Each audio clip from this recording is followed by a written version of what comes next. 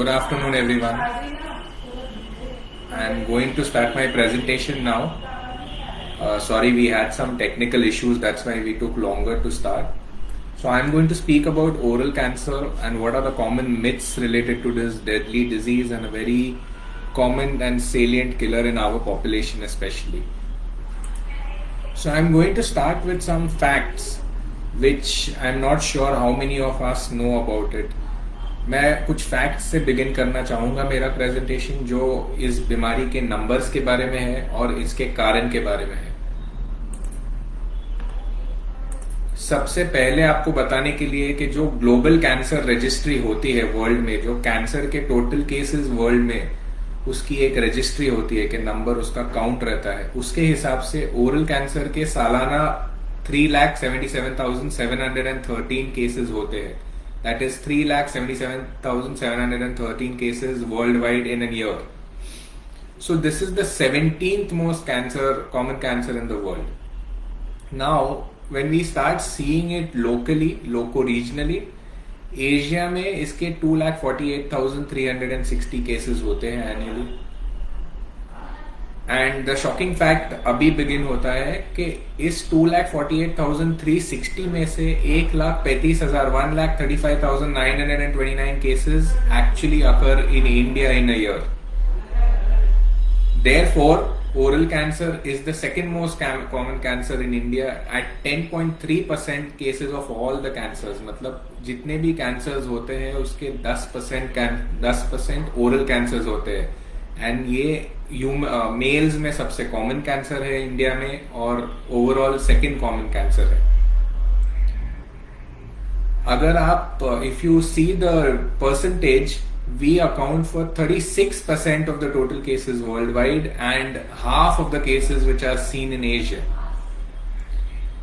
And the fact is that इस बीमारी के वजह से we lose around 77,348 people in a year.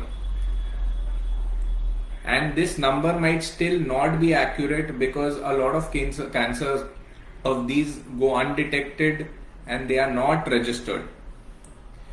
To be honest, 212 patients in a day oral cancer की वजह से इंडिया में मरते हैं। क्या कारण है ये shocking numbers? What is the reason behind these shocking numbers related to oral cancer which I just showed you? To be honest, the leading cause for these cancers is tobacco. Now it can be smokeless tobacco, जो तंबाकू, गुटखा वगैरह, सुपारी जो भी खाते हैं वो, या फिर स्मोकिंग, जो सिगरेट स्मोकिंग या बीड़ी स्मोकिंग या सिगार स्मोकिंग, टोबैको सिगार, या फिर टोबैको हुक्का स्मोकिंग भी। इंडिया में अब मैं आपको ये बताऊं कि इंडिया में ये जो टोबैको प्रोडक्ट्स है इसकी वाइडेस्ट रेंज अवेलेबल है। ये होता है पान विद गुटखा, विद सुपारी, जर्दा, गुटखा और बहुत सारे फॉर्म्स हैं। और इसके वजह से क्या है, और इसका यूज इंडिया में बहुत ज्यादा है बिकॉज इतने सारे प्रोडक्ट्स अवेलेबल है और इसके लिए लॉ एंड ऑर्डर इतना स्ट्रिक्ट नहीं है अभी भी।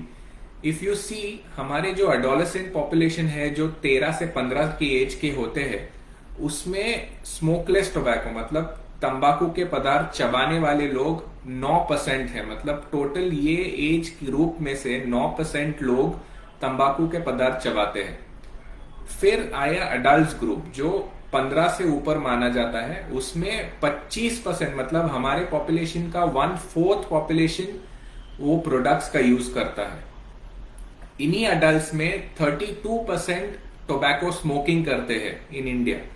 तो इन हाई परसेंटेज की वजह से हमारे यहाँ पे ये कैंसर्स का इंसिडेंस ज्यादा है और इसी के वजह से हमारे यहाँ पे इसका प्रोग्नोसिस, जो इसका कारण आगे का फ्यूचर है, वो पुअर है। नाउ तंबाकू में ऐसा क्या है जिसके वजह से तंबाकू इतना डेंजरस हो जाता है? तंबाकू में बहुत सारे हार्मफुल प्रोडक्ट्स हैं, लेकिन उसमें कुछ गिनती के मैं आपको बताऊंगा। पहली बात तो जो FDA है, अमेरिका का जो फूड एंड ड्रग का एडमिनिस्ट्रेटिव मेन बॉडी है, जिसका वर्ल्ड वाइड माना जाता है, उनके हिसाब से there are around 93 harmful products which are there in your tobacco products, which can be in the chewing, in the chewable products और इन द स्मोकिंग प्रोडक्ट्स। इसमें है, सबसे महत्वपूर्ण है nicotine, cadmium, lead, acrolein acetaldehyde, benzene, ammonia, tobacco specific nitrosamines. ये tobacco specific नाइट्रोसामाइंस जो होते हैं जब सिगरेट को बर्न किया जाता है तब ये रिलीज होते हैं। कार्बन मोनोऑक्साइड भी वो टाइम पे, फिनाइल। तो ये पदार्थ इतने खराब है कि if you see most of these products are actually found in your rat poison, in phenyls. So basically आप जो ले रहे हो अपने बॉडी में, you are taking a poison, and आप कैसे एक्सपेक्ट करते हो that your body will not react to it. Now we have heard many times in our practice that a lot of our patients tell us that हमने बहुत try किया तंबाकू छोड़ने का मगर हमसे छूटता नहीं, we are not able to discontinue the habit. तो इसका रीजन है निकोटीन। अभी जो निकोटीन है ये एक फिजिकल डिपेंडेंटली एजेंट है। फिजिकल मतलब कि आपके साइकोलॉजी पे भी एक्ट करता है। जैसे कुछ लोग कॉमनली बोलते हैं कि हमको काम करना रहता है, हमको लॉन्ग आवर्स काम करना रहता है, तो हमको ताकत चाहिए होती है, इसीलिए हम तंबाकू खाते हैं। हालांकि ये सिर्फ साइकोलॉजिकल डिपेंडेंस नहीं है। टोबैको जब आपके ब्लड स्ट्रीम में जाता है, खून में जाता है, तो वो कुछ ऐसे बदलाव लाता है आपके बॉडी में जिसके वजह से एक फिजिकल डिपेंडेंस भी रहती है उस पर। जब मैंने आपको नंबर्स बताए कि इसके वजह से हमारे कंट्री में ऑलमोस्ट हाफ लोग मर जाते हैं, तो ध्यान रखिए that cancer is a stage dependent disease. Earlier the cancer is detected, there are more chances of getting a control on the disease. तो जैसे ही स्टेज 1 से बीमारी स्टेज 4 की तरफ बढ़ती है, बीमारी के वापस आने का चांस, ओरल कैंसर के वापस आने का चांस, जिसको हम रिकरेंस बोलते हैं, वो ऑटोमेटिकली बढ़ जाता है। जैसे स्टेज 1 में अगर वो 10% है तो स्टेज 4 में आते आते वो ऑलमोस्ट 50% हो जाता है। इसके साथ साथ जो सर्वाइवल होता है लोगों का, मतलब जितनी लाइफ एक्सपेक्टेंसी होती है ये कैंसर के डिटेक्ट होने के बाद, वो भी कम होती है जैसे स्टेज बढ़ते जाता है। अब आप अगर देखो तो इंडिया में जब हमारे क्लिनिकल प्रैक्टिस में हमारे पास पेशेंट्स प्रेजेंट आते हैं, जब हमारे पास आते हैं तो 50 to 55% stage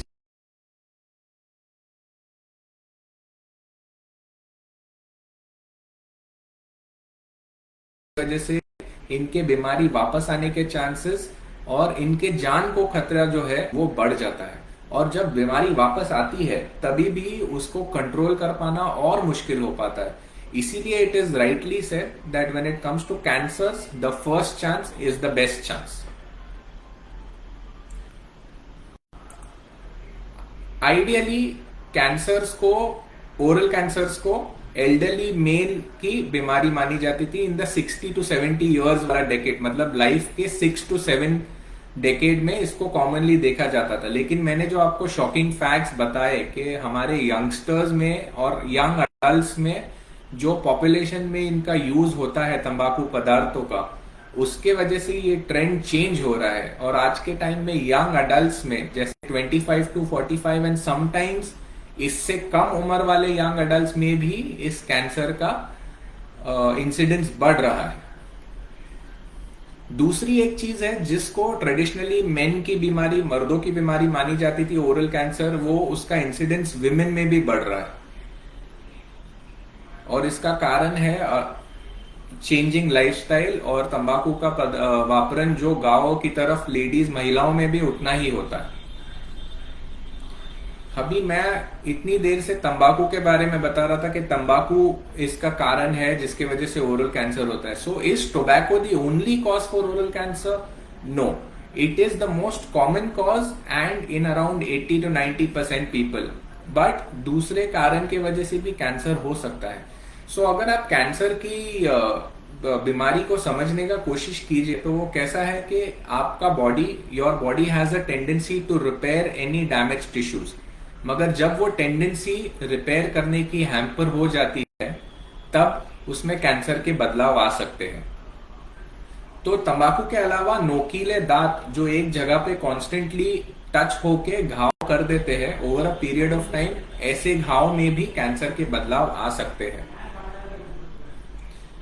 poor dental hygiene, मतलब अगर आप अपने दांतों की हाइजीन सही नहीं रखते हो, आप सही ब्रश नहीं करते हो, उसके कारण आपके मसूड़ों में इन्फेक्शन हो जाता है, उसके कारण से भी कैंसर हो सकता है। आपको मसूड़े का कैंसर या फिर जबड़ों का कैंसर हो सकता है।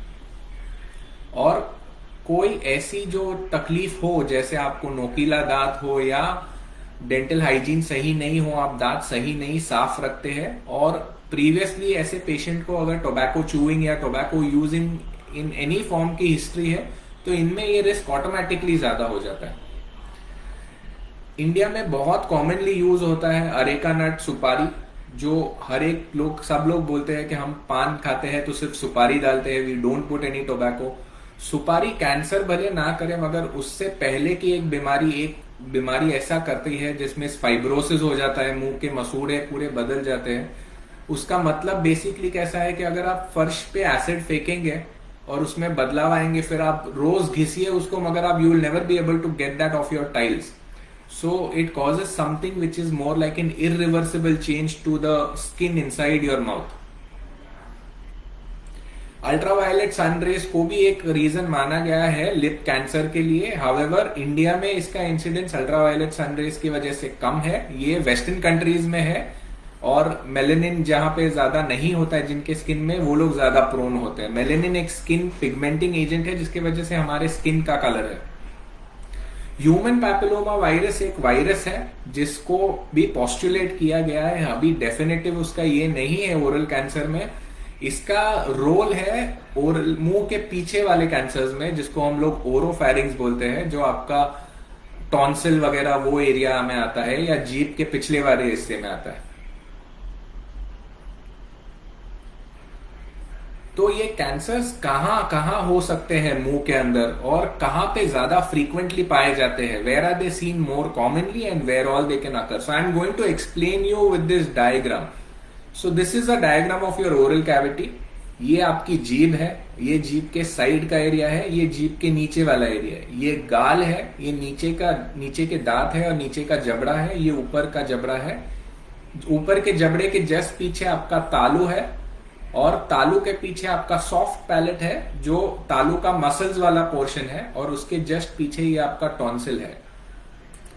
तो ओरल कैंसर बकल म्यूकोजा, जो आपके गाल के चमड़े में हो सकता है, ऊपर तालू के मसूड़ों में हो सकता है, ऊपर के ओंठ पे हो सकता है, लिप पे हो सकता है, लोअर लिप पे हो सकता है, जीभ के नीचे हो सकता है, जिसको हम हमारी टर्मिनोलॉजी में फ्लोर ऑफ माउथ कहते हैं। फ्लोर ऑफ माउथ बेसिकली आपके मुंह को और आपके गर्दन को सेपरेट करता है।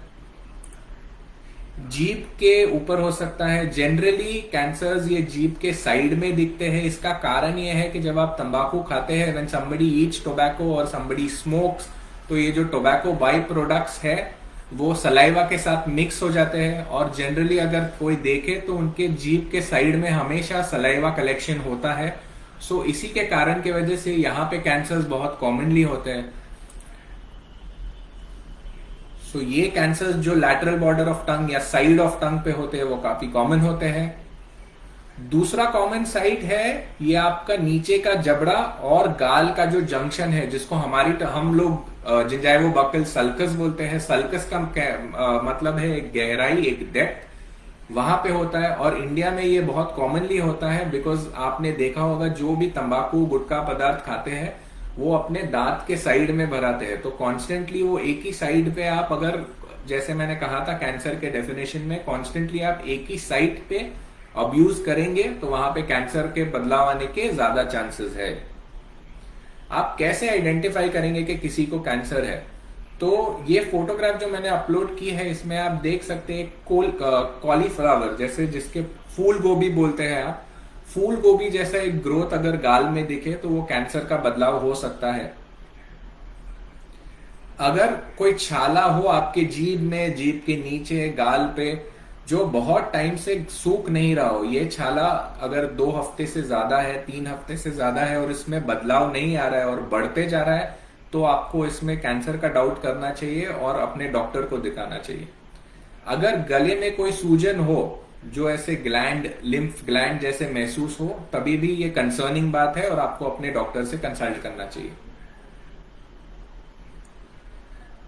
फ्रैंक जो ग्रोथ होती है ऐसी टाइप की, इसके अलावा भी कुछ कुछ बदलाव हो सकते हैं जो एग्जैक्टली कैंसर नहीं है लेकिन कैंसर के पहले के स्टेज है, और उसमें एट कोई पॉइंट, मगर समझो आप 2 सेंटीमीटर उसकी एरिया है तो उसमें एक पॉइंट पे, सिंगल पॉइंट पे ऐसा संभावना है कि वहां पे कैंसर डेवलप हो चुका है।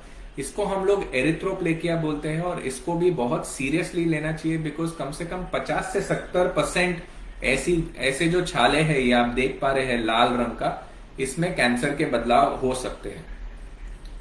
जो मैं पहले सुपारी के बारे में बोल रहा था, अरेका नट के बारे में बोल रहा था, वो एक ऐसी बीमार, ऐसे आपके जो मसूड़े हैं उसमें ये बदलाव लाते हैं। अगर आप देखेंगे तो इसको मार्बल लाइक बोल सकते हैं, मार्बल जैसा दिखता है, उसके ऊपर जो पैटर्न होती है वैसी पैटर्न होती है इसमें। मैं आपको दिखाता हूं, तो ये इसको मार्बल लाइक पैटर्न बोलते हैं। ये सबम्यूकस फाइब्रोसिस बोला जाता है। इसमें आपका जो मसूड़ा होता है उसकी जो इलास्टिसिटी होती है, जो आप खींच पाना चाहिए वैसे नहीं खींच पाते, और इसमें फाइबर्स बन जाते हैं जिसकी वजह से मुंह कम खुलता है। मुंह कम खुलने की वजह से खाना नहीं खा पाते हैं, और अगर ये होने के बाद भी अगर कोई तंबाकू के पदार्थ यूज करते रहता है तो उसमें कैंसर डेवलप होने के ऑल द मोर ज्यादा चांसेस है। और एक और चीज जो होती है ये इन सबम्यूकस फाइब्रोसिस के मरीजों के लिए, कि जब ऑपरेशन करते हैं तो कई बार अगर एक गाल में है तो दूसरी गाल में भी ऑपरेशन करना पड़ता है ताकि उनका मुंह खुल सके। तो ओरल कैंसर्स के ट्रीटमेंट ऑप्शंस क्या है? बेसिकली 3 ट्रीटमेंट ऑप्शंस है। एक है सर्जरी, एक है रेडियोथेरेपी, एक है कीमोथेरेपी। अभी कीमोथेरेपी में नए नए ड्रग्स आए हैं, नए नए थेरेपी आए हैं। मैं आपको ज्यादा डिटेल में ना समझाते हुए एक जिस्ट देना चाहूंगा। सर्जरी, ओरल कैंसर्स अगर ऑपरेशन के लायक है तो सर्जरी उसका सबसे प्रथम, सबसे अव्वल और सबसे बेस्ट ट्रीटमेंट है। बिकॉज इसका कारण भी मैं आपको अगले आने वाले स्लाइड में बताऊंगा। तो अगर पॉसिबल हो, अगर बीमारी ऑपरेशन की सीमा में है तो operation first line of treatment है। अब मैं ये ऐसा क्यों बोल रहा हूं कि क्यों operation first line of treatment है? अगर आप देखें तो बहुत सारे जो छोटे स्टेज के, अर्ली स्टेज के बीमारी होते हैं, इसमें ये एक सिंगल ट्रीटमेंट मोडालिटी है। मतलब आपने सर्जरी करके पूरी बीमारी निकाल दी तो कोई और ट्रीटमेंट कई बार करने की जरूरत नहीं पड़ती, जिसका बहुत फर्क पड़ता है पेशेंट के क्वालिटी ऑफ लाइफ। सर्जरी एकमात्र ऐसी चीज है, ऐसी ट्रीटमेंट है जिसमें आप श्योर हो कि आप पूरी बीमारी को क्लियर मार्जिन के साथ, ध्यान रखिए कि सिर्फ कैंसर को निकालने से उसके वापस आने के चांसेस बढ़ जाते हैं। तो हमें आवश्यक है कि कैंसर के साथ साथ एक क्लियर मार्जिन भी निकालें। तो सर्जरी में ये पॉसिबल है, दूसरे ट्रीटमेंट्स में ये पॉसिबल नहीं होता। जैसे ही जो कैंसर का पीड़ित पोर्शन होता है वो निकाला जाता है सॉरी, उसको जांच के लिए भेजा जाता है लेबोरेटरी में, जहां पे उसकी माइक्रोस्कोप में जांच होती है। तो जब माइक्रोस्कोप में जांच होती है तो बीमारी का जो स्टेज है वो एग्जैक्टली बताया जा सकता है, और इस स्टेज से आगे कुछ ट्रीटमेंट देना है कि नहीं, या पेशेंट को जब आपको समझाना हो कि उनके बीमारी वापस आने के चांसेस कितने हैं, ये आपके लिए आसान हो जाता है एज ए डॉक्टर, जैसे मैंने बताया। और दूसरी चीज है कि सर्जरी के साइड इफेक्ट्स होते हैं, मगर ज्यादा करके लोकल साइड इफेक्ट्स होते हैं। अगर किसी के जीभ में ऑपरेशन किया है तो उनके आवाज में बदलाव आता है, उनके खाना निगलने की क्षमता में बदलाव आता है, लेकिन उनके शरीर में ज्यादा करके फर्क नहीं पड़ता है। जो है वो लोकल इफेक्ट है। किसी के चेहरे पे ऑपरेशन करो, गाल में करो, तो चेहरे के अपीयरेंस में बदलाव आएगा, मगर उसका सिस्टम पे, पूरे बॉडी पे इफेक्ट नहीं होता है। सर्जरी के भी कुछ कुछ डिसएडवांटेज है, जैसे अगर किसी के चेहरे पे सर्जरी करो या फिर होंठ पे सर्जरी करो, लिप पे सर्जरी करो, तो उसके बाद उसको नॉर्मल जैसा बनाना बहुत ही मुश्किल है।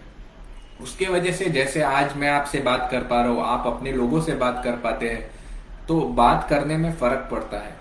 खाना खाने में जो आपके लिए, अपने लिए एक बेसिक फंक्शन है, उसमें भी फर्क पड़ता है, बिकॉज जो ओंठ है आपस में मिल नहीं पाते, तो उसमें कई बार यहाँ पे गैप हो जाता है, उसकी वजह से खाना फिसलते रहता है बाहर। और उस दूसरी चीज ये है कि जीभ में अगर कैंसर हो तो ऐसे आपको खाना निगलने में ऐसे पर्टिकुलरली थोड़ा फर्क पड़ता है, जो आपको अपने लाइफ में बदलाव लाना पड़ता है, जिसको हम लोग लाइफस्टाइल चेंजेस बोलते हैं। हालांकि ये दोनों चीज मद्देनजर रखते भी, मैंने जैसे बोला, कैंसर के, ओरल कैंसर के लिए जो ट्रीटमेंट ऑफ चॉइस है वो सर्जरी है जब पॉसिबल है, बिकॉज इसमें बीमारी पे कंट्रोल आने का ज्यादा चांसेस है as compare to the other treatments. दूसरा ऑप्शन है radiotherapy, radiation therapy. Radiation therapy basically अगर मैं आपको सिंपल भाषा में समझाऊं तो जो आपकी एक्सरे होती है, एक्सरेज में जो रेज यूज होती है, वैसी रेज का यूज किया जाता है कैंसर को नष्ट करने के लिए। हालांकि रेडियोथेरेपी जो बड़े ट्यूमर्स होते हैं, जो थिक ट्यूमर्स होते हैं, उसमें अंदर की तरफ पेनेट्रेट नहीं कर पाता है। It can not penetrate to the depth of solid tumours, therefore it finds limited applications in terms of oral cancers. तो रेडियोथेरेपी का एप्लीकेशन कहाँ रहता है कि ऐसी जगह पे, जैसे मैंने आपको बताया लिप, अगर लिप का कैंसर है और उसको कट करने से उसको दोबारा से बनाना, लिप को बनाना थोड़ा मुश्किल होता है, ऐसे स्टेट में अगर लिप बचाने की कोशिश की जाए तो रेडियोथेरेपी दिया जा सकता है। रेडियोथेरेपी के भी अलग अलग फॉर्म होते हैं। मैंने जो आपको बताया फोटोग्राफ, वो बाहर से रेडियोथेरेपी देते हैं। यहाँ के लिए वायर डाल के भी रेडियोथेरेपी दिया जाता है। रेडिएशन के बाद अगर ओंठ में रेडिएशन किसी ने लिया है तो उसके बाद उनका जो फंक्शन है, ओंठ का फंक्शन, लिप्स का फंक्शन, जो बंद करते हैं, बात करते हैं, खाना खाते वक्त ओंठ लिप्स बंद होते हैं, उसमें मार्जिनली सर्जरी से बेटर होता है। और बेसिकली आप एक ऑर्गन है आपके बॉडी का जिसको प्रिजर्व कर रहे हो, इसके लिए रेडियोथेरेपी। इसके अलावा रेडियोथेरेपी का एक डेफिनेटिव रोल है, जो एडवांस स्टेज 3 और स्टेज 4 की डिजीज है, उसमें रेडियोथेरेपी का एक डेफिनेटिव रोल है। क्योंकि जो बीमारी कैंसर से निकाल दी गई है उसके आसपास अगर कुछ भी बदलाव है तो रेडियोथेरेपी उसका नष्ट कर देती है। रेडियोथेरेपी के साथ प्रॉब्लम है ये है कि अगर रेडियोथेरेपी आपने ऐसी जगह के लिए ली मुंह के अंदर जो आपके जबड़े से संबंधित है, तो आपको बोन का इन्फेक्शन हो सकता है, जो ऐसी बीमारी है जो कैंसर से भी खतरनाक है, कैंसर से भी ज्यादा दर्दनाक है और तकलीफ देख है। तो इसके वजह से जीभ के कैंसर, गाल के कैंसर जो हड्डी के पास हो, ये सारे कैंसर्स में रेडियोथेरेपी यूज नहीं हो पाती। तो अल्टीमेटली रेडियोथेरेपी का जो एप्लीकेशन होता है वो बहुत कम साइट्स के लिए है। और जैसे मैंने आपको प्रीवियस साइट्स में बताया है कि हमारे यहाँ पे जो केसेस आते हैं, बहुत कम ऐसा होता है कि जो केसेस स्टेज 1 या स्टेज 2 में प्रेजेंट होते हैं। ज्यादा करके केसेस एडवांस स्टेजेस में प्रेजेंट होते हैं, जैसे स्टेज 3 या stage 4। So it's a limited application. और बेसिकली ऐसा है कि रेडियोथेरेपी एक छोटी सी गांठ के लिए देना, कई बार ऐसा होता है कि एक चींटी को मारने के लिए आपने एक एटम बॉम्ब यूज कर दिया। इसके अलावा होता है कीमोथेरेपी। अभी कीमोथेरेपी बेसिकली जो दवाइयां होती है इंजेक्शन में दिया जाती है ताकि वो ब्लड में जाके कैंसर को नष्ट करे। कीमोथेरेपी का अभी ओरल कैंसर में कोई डेफिनेटिव रोल नहीं है फिलहाल। कीमोथेरेपी को यूज कब किया जाता है? जब ऑपरेशन होने के लायक नहीं होता है। तो स्टडीज में देखा गया है कि जब ऑपरेशन होने के लायक नहीं होता है या फिर ऑपरेशन करना एक बॉर्डरलाइन ऑप्शन होता है, तब अगर कीमोथेरेपी दिया जाए तो 100 में से 43 लोग 43 लोगों में बीमारी श्रिंक हो जाती है, मतलब छोटी हो जाती है और ऑपरेशन के लायक हो जाती है। हालांकि कीमोथेरेपी जब दिया जाता है और उससे बीमारी कम होती है, तो ऐसा नहीं है कि आपकी जो मुट्ठी है, अगर इतनी कैंसर की गांठ है और आपने कीमोथेरेपी दी तो वो पूरी ऐसे सिकुड़ जाएगी। नहीं, वो ऐसा है कि वो किसी एरिया में ऐसे सिकुड़ेगी, किसी में कम सिकुड़ेगी, किसी में बिल्कुल नहीं सिकुड़ेगी, किसी में बढ़ भी सकती है। तो ये एक रिस्क रहता है। इसीलिए जैसे मैंने बोला, ये कीमोथेरेपी एक डेफिनेटिव ट्रीटमेंट नहीं है, इसका रोल अभी लिमिटेड है, टेस्टिंग में है। इससे बीमारी छोटी हो सकती है in a limited percentage of people, और उसमें इसका फायदा हो सकता है कि वो लोग आगे ऑपरेशन करवा सकते हैं। मगर कीमोथेरेपी के बाद भी ऑपरेशन करवाना जरूरी है। जैसे बहुत सारे पेशेंट्स हमको पूछते हैं कि सर आप ऑपरेशन बता रहे हो, हमारे चेहरे में बदलाव आएगा, हमारे बोलने में बदलाव आएगा, हमारे खाना खाने में बदलाव आएगा, क्या ऐसा कोई तरीका है जिससे हम सिर्फ कीमोथेरेपी ले और पूरी बीमारी नष्ट हो जाए? अनफॉर्चुनेटली कीमोथेरेपी से ये पूरी बीमारी खत्म नहीं हो सकती है। आपको अल्टीमेटली सर्जरी करवा के वो बीमारी निकालनी पड़ेगी, और जितना कीमोथेरेपी देने से पहले निकालना था ऑपरेशन में, कीमोथेरेपी के बाद उतना ही निकालना पड़ता है। बिकॉज मैंने आपको कंसेप्ट बताया कि अगर एक जगह पे सिकुड़ती है और दूसरी जगह पे नहीं सिकुड़ती है तो वो एरिया का क्या कर सकते हैं? तो आपको वो दूसरी एरिया जो जिसमें कीमोथेरेपी का असर नहीं हुआ है, उसी के हिसाब से ऑपरेशन करना पड़ता है। दूसरी प्रॉब्लम यह है कि कई बार कीमोथेरेपी लेते वक्त बीमारी बढ़ जाती है। और जो लिमिटेड विंडो होता है ऑपरेशन का वो भी नहीं रहता है। तो आज की प्रैक्टिस में कई बार ऐसे होता है कि बहुत सारे डॉक्टर्स कीमोथेरेपी प्रिस्क्राइब कर देते हैं जो पेशेंट ऑपरेशन के लायक होते हैं फ्रैंकली। तो अगर ऐसे पेशेंट को आप कीमोथेरेपी कोई दे देगा, कोई ले लेगा, तो फिर बीमारी बढ़ सकती है। बिकॉज जैसे 40 लोगों में फर्क पड़ता है तो वो बाकी के 60 लोगों का क्या है। अगर उनमें फर्क नहीं पड़ता है और बीमारी बढ़ जाती है तो जो बीमारी ऑपरेशन के लायक थी पहले, वो ऑपरेशन के लायक नहीं रहती है। दूसरी बात यह है कि आप कीमोथेरेपी की जो दवाई लेते हो वो महंगी आती है, उससे वजह से एडिशनल आपके कॉस्ट बढ़ जाते हैं पेशेंट के लिए। और कीमोथेरेपी एक सिस्टमिक थेरेपी है, ये लोकल थेरेपी नहीं है। इसके वजह से सिस्टमिक कॉम्प्लिकेशंस हो सकते हैं, पेशेंट के ब्लड काउंट्स कम हो सकते हैं, पेशेंट को डायरिया हो सकता है। ये सारी चीजें भी किसी किसी पेशेंट में जानलेवा हो सकती है। और अगर पेशेंट फिट नहीं है कीमो के लिए तो फिर ये एक ऑप्शन ही नहीं रहता है। तो इसीलिए फिलहाल कीमोथेरेपी प्रेफर्ड ट्रीटमेंट अपफ्रंट नहीं है। मतलब जब कैंसर पहली बार डायरेक्टली आता है तब कीमोथेरेपी प्रेफर्ड ट्रीटमेंट नहीं है। कीमोथेरेपी का रोल जरूर है, और वो रोल कैसे है कि जब बीमारी बहुत ज्यादा एडवांस्ड हो और गले की गिल्टियों की जो एक कवरिंग रहती है उसके बाहर फैल जाए, तब कीमोथेरेपी रेडिएशन के साथ दिया जाता है ताकि बीमारी पे कंट्रोल लाने का चांस बढ़ जाए। तो हम कैसे बचा सकते हैं लोगों को ओरल कैंसर से, बिकॉज ये हमारे में इतनी कॉमन है, हमारे पॉपुलेशन में। आप लोग भी देखते होंगे, मैं किसी भी I stay in an area where there are a lot of bag shops. मैं किसी भी बैग शॉप में जाऊं और मैंने आज तक नहीं देखा है कि वहां का ओनर और वहां के जो एम्प्लॉयज है वो तंबाकू नहीं खा रहे। वो इतना रैम्पेंट है कि हम दिन में अगर 100 लोगों से मिलते हैं तो आराम से 60 से 70 लोग उसमें कोई ना कोई तरीके से टोबैको या टोबैको प्रोडक्ट्स यूज करते हैं।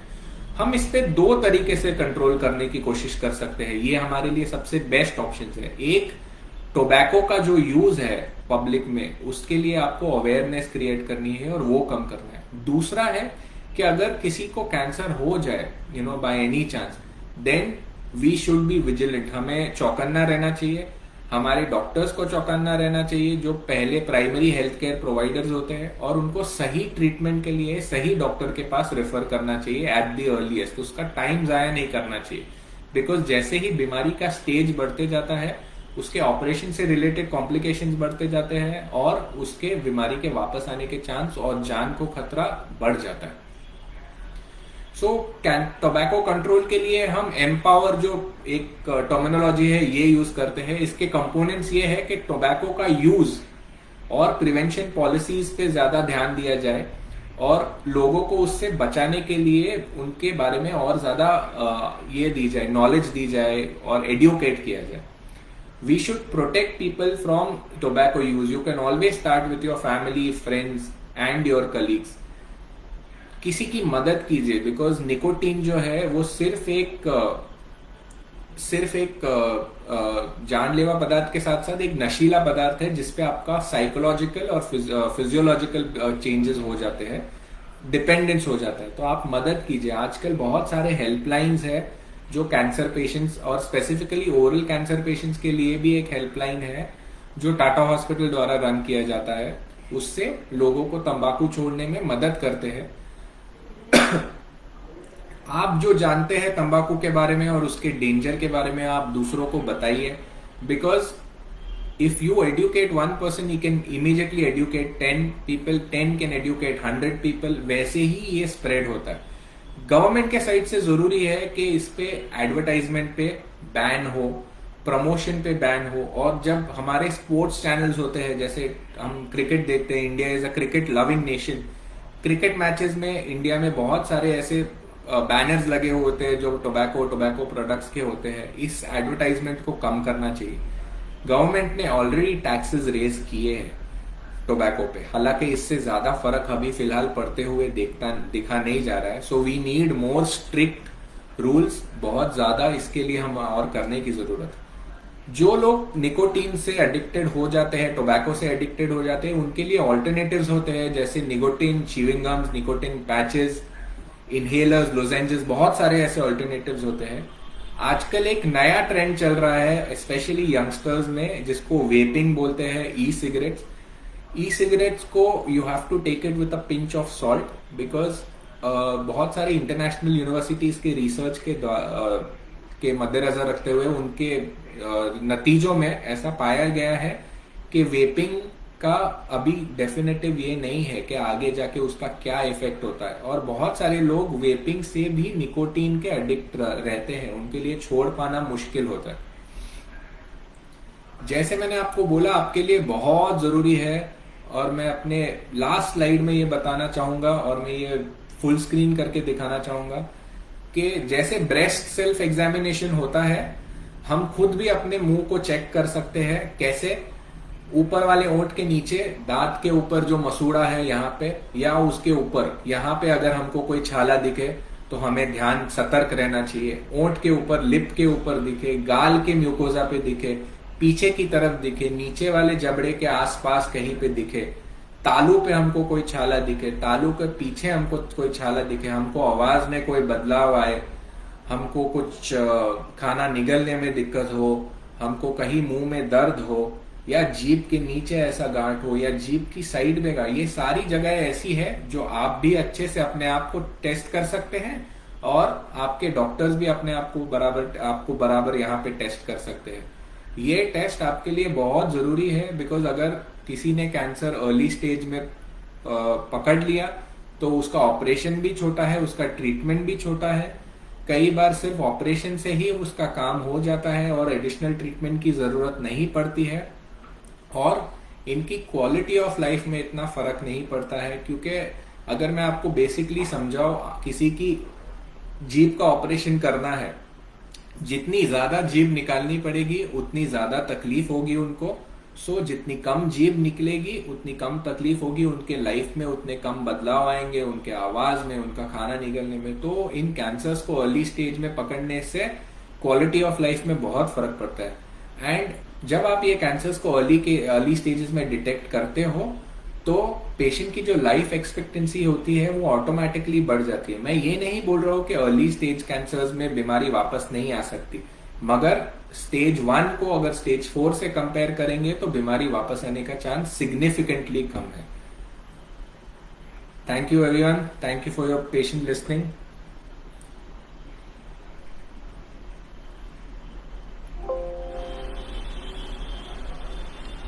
आई कैन टेक क्वेश्चन, मैं अभी क्वेश्चंस ले सकता हूं।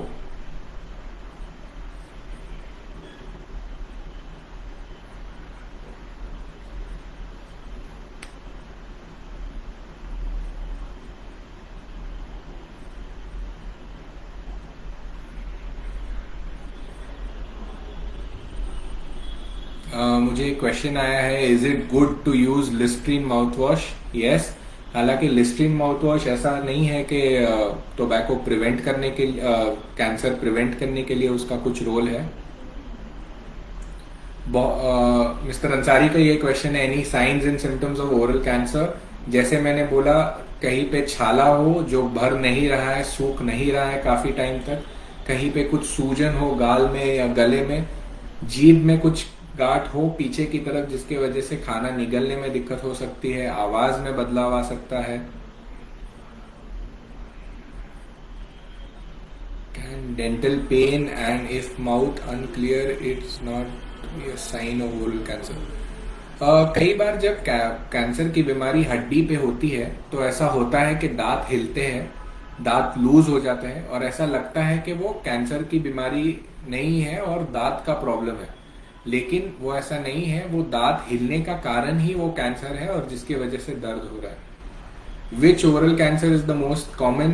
Ideally, tongue cancer is supposed to be the most common one, but in India it is cancer of the buccal mucosa and lower gingivobuccal sulcus, because वहाँ पे हम तंबाकू के पदार्थ जो होते हैं वहाँ पे कॉमनली रखे जाते हैं।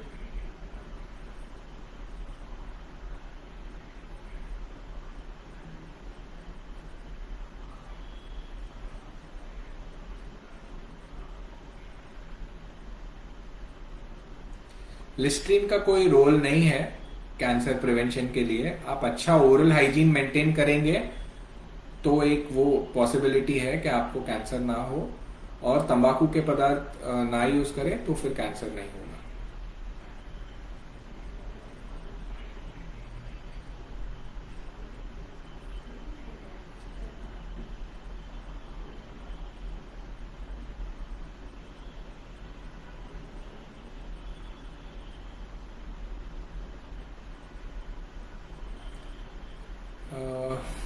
we can take more questions